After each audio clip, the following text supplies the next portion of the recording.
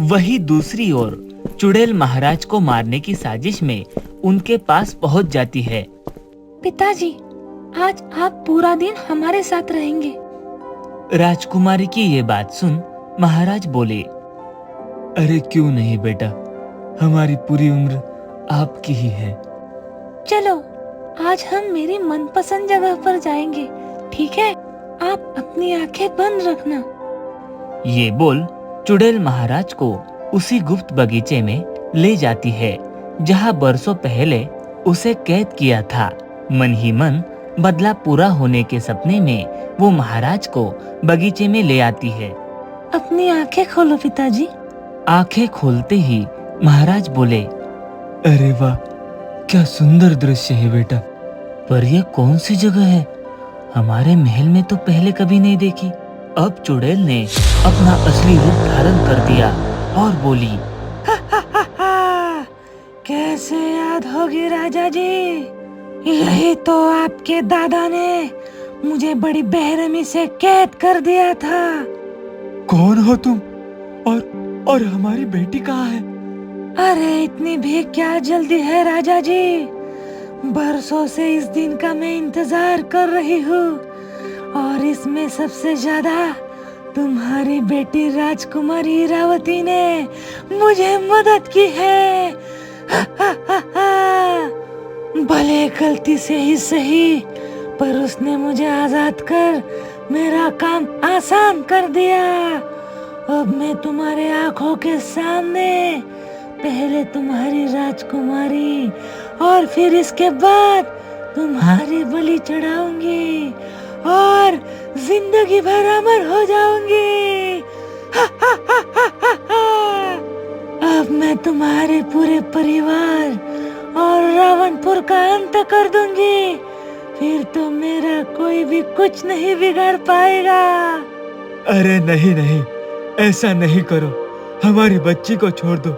जो भी करना है मुझे करो, लेकिन हमारे परिवार और राज्य को छोड़ दो। तुम्हारा अंत आ गया है राजा, बरसों का मेरा बदला अब मैं पूरा करूंगी। के तभी अचानक वहाँ दासी आ पहुंची और बोली, बदला तो तब पूरा होगा जब तुम बचोगी। हमने तुम्हारी सारी सच्चाई जान ली है। बेरहम औरत, तुम्हारे साथ जो भी हुआ था वो सही हुआ था, वो तुम्हारे कर्मों की सजा थी। चुड़ैल ये सुन क्रोध में आकर बोली, तुम कौन हो और ये सब तुम कैसे जानती हो? यहाँ तक कैसे पहुँची तुम? तभी वो दासी हंसते हुए बोली, सिर्फ मैं ही नहीं, वहाँ देखो चुड़ैल, तुम्हारा अंत। चुड़ैल ने जैसे ही अपनी नजर घुमाई, उसने देखा मंत्री जी के साथ वो तांत्रिक जिसने बरसों पहले उसे आम के पेड़ में कैद कर दिया था। ये देख वो जोर से हंस के बोली, अच्छा हुआ तुम सब खुद ही मौत के कुएं में आ गए, मेरा काम और आसान हो गया। तांत्रिक, तुझे कैसे भूल सकती हूँ, तुझसे भी हिसाब चुका लूंगी। तभी तांत्रिक ने राख लेकर चुड़ैल पर डाल दी, जिससे वो कमजोर होने लगी।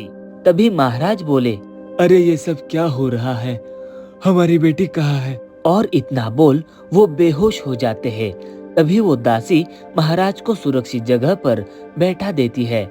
हमारे पास ज्यादा समय नहीं है, जब तक चुड़ैल कमजोर है हमें इसको हमेशा के लिए इस दुनिया से अलग करना होगा, जल्दी करो। ये बात सुनते ही दासी और मंत्री जी बोले, क्या करना होगा बाबा इसके लिए हमें? हमें वो आम का पेड़ ढूंढना होगा जिसमें इस चुड़ैल की जान बसी है। वो यही बगीचे के आसपास होगा, जल्दी ढूंढो और मिलते ही उसे जलाकर राख कर दो, जिससे ये चुड़ैल फिर कभी नहीं आएगी। ये बात सुनते ही मंत्री जी और दासी पेड़ के तलाश में जुड़ गई। समय बीतता जा रहा है, जल्दी करो। कहीं ये पेड़ तो नहीं बाबा? तांत्रिक और मंत्री जी वहां आ पहुंचते हैं। हाँ, यही पेड़ है। ये लो गंगा जल, जल्दी से इस पेड़ पर डाल दो, फिर ये पेड़ जला दो, जल्दी से। बाबा की बात सुनते ही दासी ने जैसे ही गंगाजल उस पेड़ पर डाला, पेड़ में से जोर से आवाज आई, ये तूने अच्छा नहीं किया तांत्रिक, नहीं नहीं। और फिर उस आम के पेड़ को तीनों ने मिलकर जला दिया। उसी आग में चुड़ैल जलकर हमेशा हमेशा के लिए खत्म हो गई। वही दूसरी ओर राजकुमारी इरावती महाराज के साथ बेहोश मिली। दोनों को वहां से वैद्य कक्ष में लेकर गए, जहां वैद्य जी ने उनका अच्छे से इलाज कर दिया। तभी महारानी रेणुका भी वहां आ पहुंचती है। तभी महाराज बोले, मंत्री जी, ये सब क्या था? तभी मंत्री जी ने सारी बात विस्तार से महाराज और महारानी को बताई कि कैसे उनके पूर्वजों के समय इस चुड़ैल ने सबको परेशान कर दिया था। तभी महारानी रेणुका बोली, ये सब ठीक है, परंतु ये घूंघट में कौन है?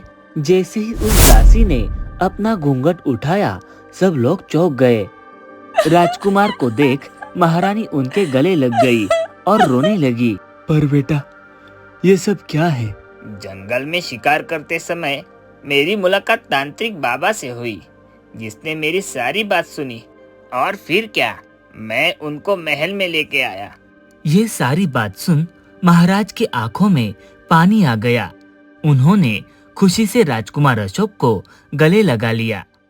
हेलो दोस्तों, कहानी आपको पसंद आई हो तो गो टीवी को लाइक करें, सब्सक्राइब करें और बेल आइकन को दबाएं और अपने दोस्तों के साथ शेयर करें।